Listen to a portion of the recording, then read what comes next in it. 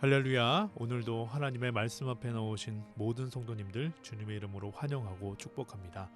오늘은 12월 27일이고 2021년도의 마지막 월요일입니다. 하나님의 말씀으로 한 해를 잘 마무리하시는 저와 여러분 되시기를 소원합니다.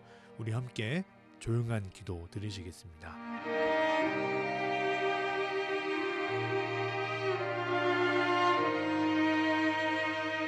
아멘.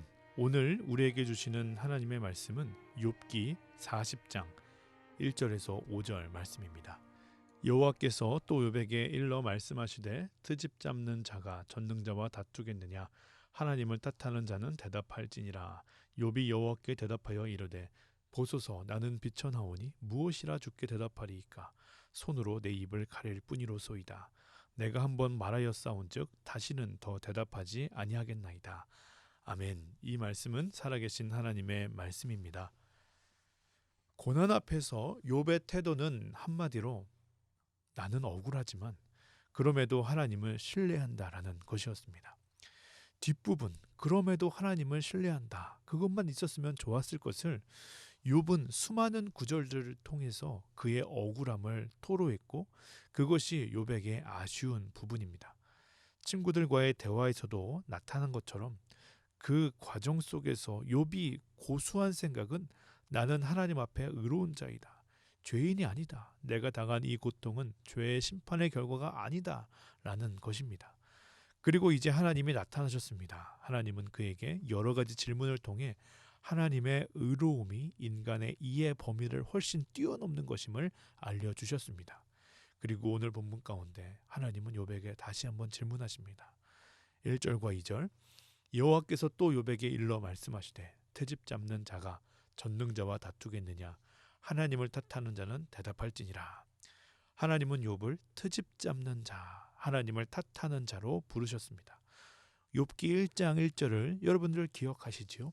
우스 땅에 욥이라 불리는 사람이 있었는데 그 사람은 온전하고 정직하여 하나님을 경외하며 악에서 떠난 자더라.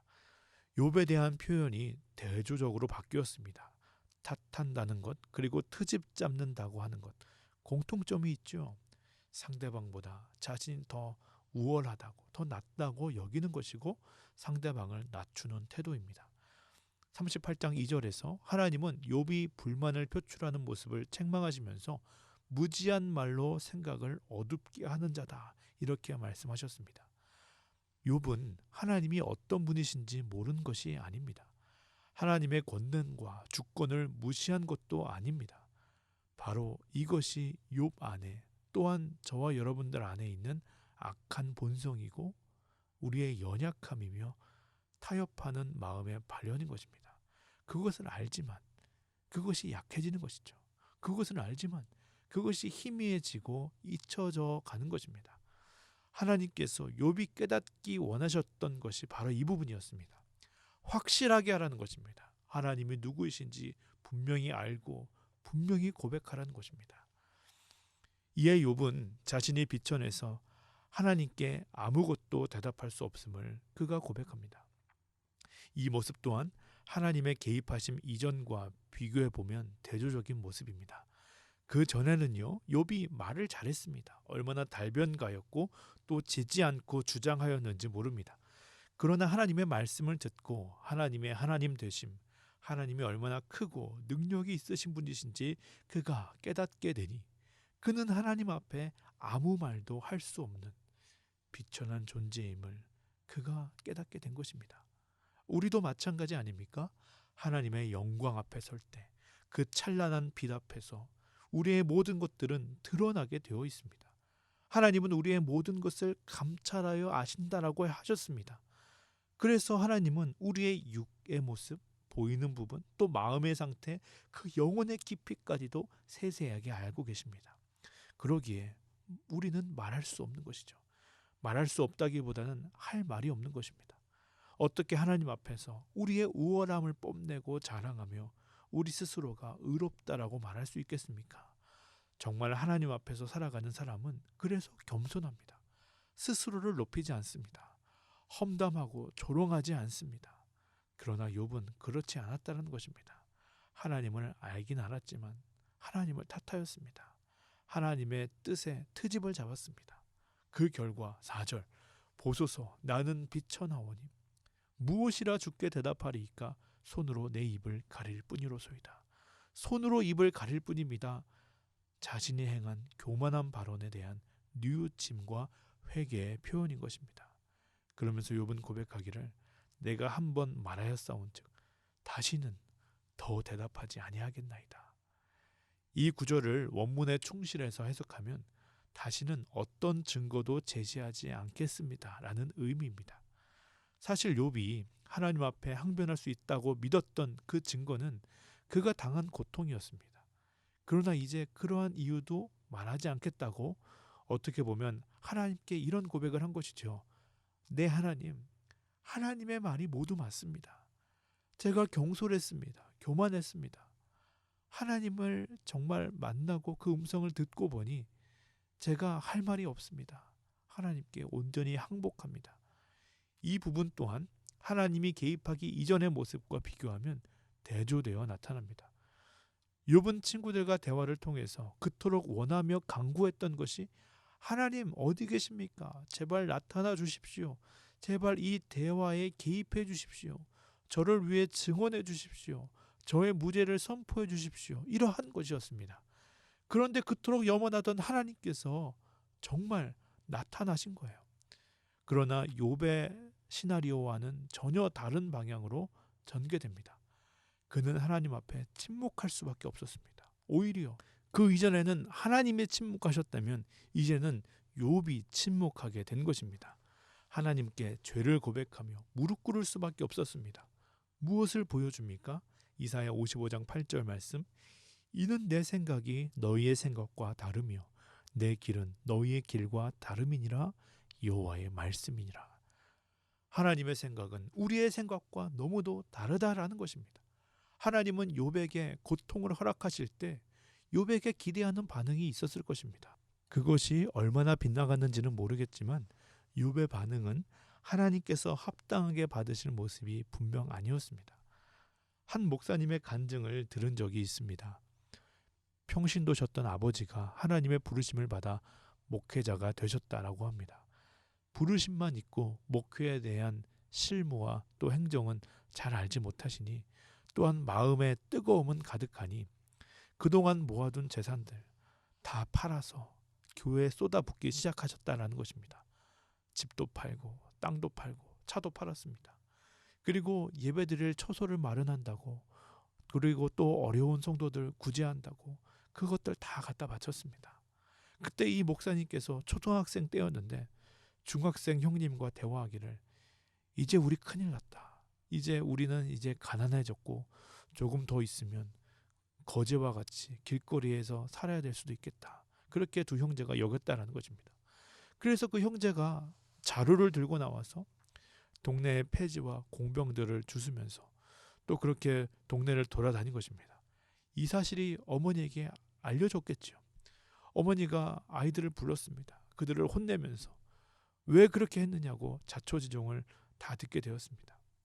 마음이 아팠지만 이렇게 말씀을 하셨다라는 거예요. 너네들이 이렇게 하지 않아도 엄마 아빠가 다 알아서 하니까 또 하나님이 채워주실 거니까 걱정하지 말고 이 시간에 공부를 하렴. 그것이 너희를 위한 길이고 그것이 또 부모들을 위한 길이고 또 하나님의 영광을 위한 일이 그거지. 너희들이 이렇게 하는 것이 결코 도움이 되는 것이 아니란다. 저는 이 예화를 들으면서 오늘 말씀이 연결되었습니다. 그 어린 형제가 공부를 안 하고 싶어서 그런 것도 아니고 다른 불손한 의도가 있어서 그런 일을 한 것도 아니죠. 그들도 그들 나름대로 동기와 목적이 있었다는 거예요. 그러나 그렇게 함으로써 그 목적이 성취될 것이라고 판단한 것은 그들의 착각이고 그들의 오해인 것이죠. 어머니가 그렇게 말을 했을 때 이 어린 형제도 아무 말 할 수 없었을 것입니다. 듣고 보니 그것이 맞는 말이기 때문입니다. 하나님과의 관계에서도 마찬가지입니다. 하나님께서 우리의 생각대로 움직여 주시는 것이 아니라 우리가 하나님의 생각대로 움직일 때 하나님 나라가 이 땅에 임하게 됩니다. 사람이 마음으로 자기의 길을 계획할지라도 그 걸음을 인도하시는 이는 여호와시라 잠언 16장 9절의 말씀입니다. 오늘 본문을 묵상하면서 우리가 깨닫게 되는 것도 여기에 있지 않습니까? 하나님은 우리의 계획대로 움직이시지 않습니다. 우리의 요청과 항변에 무조건 져주시는 분도 아닙니다. 만약 우리의 계획대로, 우리의 생각대로 움직이신다면, 우리의 모든 기도와 요청을 하나님이 들으신다면 오히려 그러한 분이 하나님이 아니시죠. 우리의 걸음을 인도하는 자는 우리 스스로가 아니라 여호와 하나님이심을 우리는 분명히 믿고 인정하고 그 길을 따라가야 하는 것입니다. 나의 걸음을 내가 아닌 하나님께 맡기고 하나님의 인도하심을 따라가겠다. 이것 정말 쉽지 않은 결단입니다. 이것은 나의 생각을 내려놓고 나의 계획을 포기하고 나의 나됨을 내려놓을 때 가능한 일이기 때문이죠. 손양원 목사님의 일화를 아실 것입니다. 두 아들이 공산당에 죽임을 당했습니다. 그 마음에 왜 분노가 없었겠어요? 왜 그 마음에 억울함이 없었겠습니까? 그러나 그 목사님 모든 마음들을 내려놓습니다. 그리고 하나님께 그 마음들을 올려드리고 그 마음에 하나님으로 채웁니다. 목사님이 이렇게 기도했습니다. 하나님, 두 아들이 미국 유학 가려다 미국보다 더 좋은 천국 가게 하시니 감사합니다. 우리 같은 집안에 순교자가 한 명도 아니고 두 명의 아들 모두 순교자의 길을 가게 하시니 감사합니다. 어떻게 자녀의 죽음 앞에 그러한 기도가 나올 수 있습니까? 그만큼 하나님을 철저하게 신뢰하였기에, 그만큼 자신의 모든 것 내려놓고 하나님의 뜻을 구하며 살았기에 이러한 기도를 할 수 있었다라고 믿습니다. 한 집사님이 목사님을 찾아왔습니다. 자신의 삶이 너무 불행하다는 거예요. 그러면서 그 불행한 이유를 이렇게 목사님 앞에 토로합니다. 목사님께서 그 이야기를 다 들었습니다. 그리고 말하기를, 제가 보기에 집사님이 불행한 이유는 지금까지 말씀하셨던 불행한 사건들, 또 잘못 만난 인연들, 그 과거 때문에 불행한 것이 아니라 불행하다고 생각하는 그 생각이 집사님 안에 가득 차 있으니 오히려 그 생각이 집사님을 불행하게 만든 것 같습니다. 과거의 일은 과거의 일 때문에 불행하고, 현재의 일은 또 현재 일 때문에 불행하고, 미래의 일은 아직도 오지 않았는데 그것도 불행하다고 말씀하니 어떻게 불행하지 않을 수 있겠습니까? 제가 불행하지 않을 수 있는 방법을 알려드리죠. 집사님 마음에서 집사님의 생각을 좀 빼시고 그 안에 하나님의 생각을 집어넣으시면 어떻겠어요? 집사님이 묻습니다. 목사님, 하나님의 생각이 뭔데요? 우리 예레미야 29장 11절 이하를 함께 읽어봅시다. 너희를 향한 나의 생각을 내가 아나니 평안이요 재앙이 아니니라. 너희에게 미래와 희망을 주는 것이라. 너희가 내게 부르짖으며 내게 와서 기도하면 내가 너희들의 기도를 들을 것이요 너희가 온 마음으로 나를 구하면 나를 찾을 것이요 나를 만나리라. 여러분, 정말 그렇습니다. 나만 보면 행복할 거리가 없습니다. 현실만 보면 우울합니다. 답답합니다. 욥을 보세요. 그가 당한 고통을 생각해 보세요. 그러나 온 만물을 지으시고 다스리시는 만군의 여호와 하나님 생각하면 믿음이 생기는 거예요. 예수님을 생각하면 소망이 생기는 거예요. 물론 어렵고 힘들지만 원망할 시간에 찬양하고, 걱정할 시간에 기도하고, 사람들 의지하며 전전긍긍할 때 하나님 신뢰하며 믿음으로 나아간다면 하나님께서 좋은 곳으로 채워주시지 않겠습니까? 간절히 바라고 기도를 드립니다.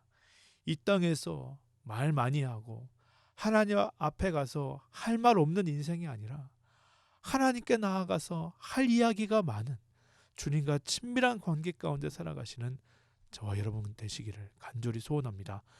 우리 함께 주기도문 하시겠습니다. 하늘에 계신 우리 아버지여, 이름이 그렇게 여김을 받으시오며 나라의 임하옵시며 뜻이 하늘에서 이루어진 것 같이 땅에서도 이루어지이다. 오늘날 우리에게 일용할 양식을 주옵시고 우리가 우리에게 죄 지은 자를 사하여 준 것 같이 우리의 죄를 사하여 주옵시고 우리를 시험에 들게 하지 마옵시며 다만 악에서 구하옵소서. 대개 나라와 권세와 영광이 아버지께 영원히 있사옵나이다. 아멘. 우리 함께 이렇게 기도하며 하루를 열기 원합니다. 사랑과 은혜가 충만하신 하나님, 하나님이 우리의 인생을 평가하실 때 트집 잡는 자, 탓하는 자가 아닌 믿음을 지킨 자, 끝까지 충성된 자, 그렇게 인정받는 우리의 인생 되기를 소원합니다. 모든 상황 속에서 주님을 신뢰하기 원합니다. 모든 상황 속에서 주님을 찬양하기 원합니다. 어렵고 힘든 상황 속에서 오히려 믿음이 깊어지게 되기를 소원합니다. 주님, 우리에게 찾아와 주시옵소서. 우리의 마음과 삶을 주장하여 주시옵소서.